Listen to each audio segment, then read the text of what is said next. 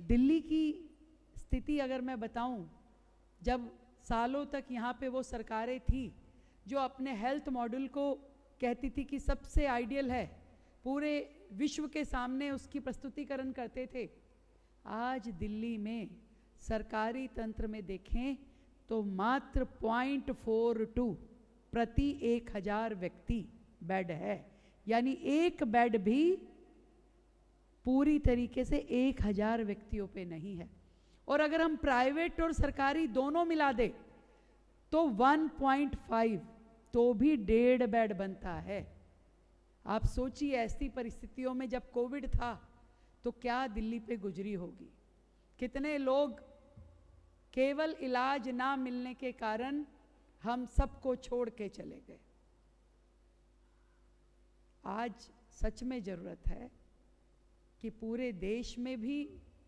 Medical infrastructure develop हो और देश की राजधानी को तो जहां एक और हम ये विज़न रखते हैं कि राजधानी को एक मेडिकल हब बनाया जाए, जहां देश के विदेश के हर व्यक्ति के लिए अपने इलाज कराने की बेहतरीन संभावनाएं हो, बेहतरीन इंफ्रास्ट्रक्चर, बेहतरीन डॉक्टर, इलाज, टेक्निक, मशीनरी, हर वो सुविधा जो पूरे देश में कहीं मिले ना मिले परंतु दिल्ली में ज़रूर मिले, ऐसा लक्ष्य लेकर के यदि हम आगे बढ़ते हैं तो मैं ये समझती हूँ कि ना केवल सरकार बल्कि प्राइवेट, सामाजिक हर व्यक्ति को आगे बढ़ कर के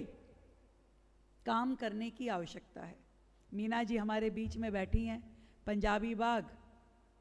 का हॉस्पिटल आप लोग अब महाराजा अग्रसेन हॉस्पिटल चला रहे हैं। नंद किशोर जी हमारे यहाँ बीच में बैठे हैं, उन्होंने बालाजी में कैंसर का इंस्टीट्यूट में आपका पूरा सहयोग। ऐसे अनेकों सामाजिक व्यक्ति मैं यहाँ देख पा रही हूँ जिनका अलग अलग रूप में किसी ना किसी हेल्थ फैसिलिटी के साथ जोड़ करके अपने मन से वो दान पुण्य करते हुए समाज को लगातार सहयोग दे रहे हैं और इस सहयोग की बहुत बहुत ज़्यादा ज़रूरत है। आदरणीय प्रधानमंत्री नरेंद्र मोदी जी कहते हैं कि हम जो 140 करोड़ भारतीय हैं ये देश के लिए लायबिलिटी ना बन के यदि एसेट बने और हर व्यक्ति अपने देश के लिए कुछ ना कुछ करना शुरू करे। अभी आदरणीय रमेश जी बता रहे थे कि कितना सब लोग अलग अलग प्रकार से सहयोग देते हैं। अशोक जी ने डाटा बताया कि कैसे एक व्यक्ति अपनी पेंशन का आधा हिस्सा दे देता है, कैसे वडेरा जी ने अपने 500 गज की भूमि अशोक विहार जैसी पॉश कॉलोनी में करोड़ों रुपए की प्रॉपर्टी को 1 सेकंड में दान दे दिया कि किसी के काम आए, समाज के लिए इसे काम लाइए। यदि ऐसी हस्तियां, ऐसे विचार, ऐसे लोग हाथ मिला करके आगे बढ़ें तो रोजाना देश 140 करोड़ कदम आगे बढ़ेगा, रोजाना बढ़ेगा। और यही समय की आवश्यकता है। ये क्षेत्र जो है सर, शालीमार बाग, पीतमपुरा, अशोक विहार, ये सारा पंजाबी बाग, यहाँ के लोग दान पुण्य, पूजा पाठ, भागवत कथा, भजन संध्या, जन्माष्टमी, रामलीला बहुत सारे आयोजन करते हैं और खूब तैयार रहते हैं कि जब मर्जी जितना मर्जी आप इनसे सहयोग ले लीजिए। पर इन सब चीज़ों को भी समाज में अपना एक महत्व मिले, परंतु उससे भी बड़ा महत्व इस सेवा का है जिसके निमित्त आज इस प्रांगण में हम लोग यहाँ पे बैठे हैं। वो तो शायद एक दिन में ख़त्म हो जाएगा, एक हफ्ते में ख़त्म हो जाएगा इवेंट, किसी को याद रहेगा, किसी को नहीं रहेगा, परंतु ये सेवा जब आपके माध्यम से लोगों तक पहुँचेगी, समाज तक पहुँचेगी, तो जिसका जीवन बचेगा वही आपको बहुत बहुत दुआएं देगा और आपके लिए मंगल कामनाएं करेगा। और आज जिस मौके पे मुझे इस राज्य की मुख्यमंत्री के नाते जिम्मेवारी मिली है और मैं यहाँ से पीछे मुड़कर के देखती हूँ तो मुझे लगता है कि अभी कितना काम करना बाकी है। मैंने देखा कि दिल्ली में आपके ऑर्गन डोनेशन के लिए भी किसी प्रकार की कोई व्यवस्था ही नहीं थी। आज लाखों लोग देश में नेत्र ना होने की वजह से, ऑर्गन ना होने की वजह से अपनी जान गंवा रहे हैं। और सरकारों ने कभी ऐसा सिस्टम नहीं यहाँ डेवलप किया कि कोई व्यक्ति मरणोपरांत यदि अपना शरीर का कोई अंग दान देना चाहे तो उसको उस प्रकार की व्यवस्था मिल पाए, जिसे आने के बाद अब हमने इस सेवा पखवाड़े के अंतर्गत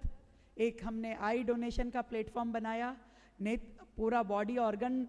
डोनेशन के लिए एक सरकारी प्लेटफॉर्म बनाया और वो सारी व्यवस्थाएं खड़ी करी जिसके माध्यम से कोई व्यक्ति अपने ऑर्गन को डोनेट कर कर किसी और दूसरे व्यक्ति की मदद कर सके। ये सारे काम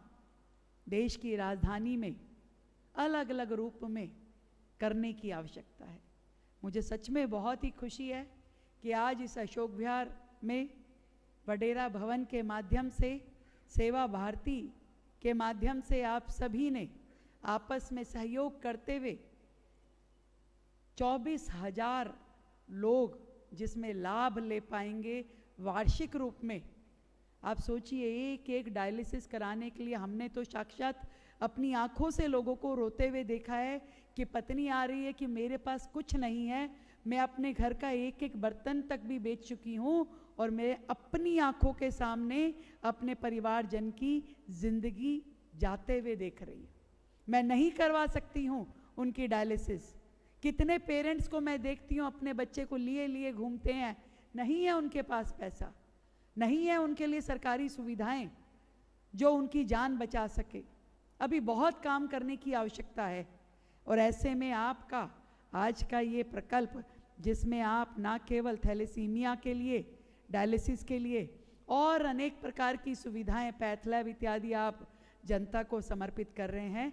हृदय की गहराई से आप सभी को बहुत बधाई, बहुत बहुत साधुवाद। धन्यवाद।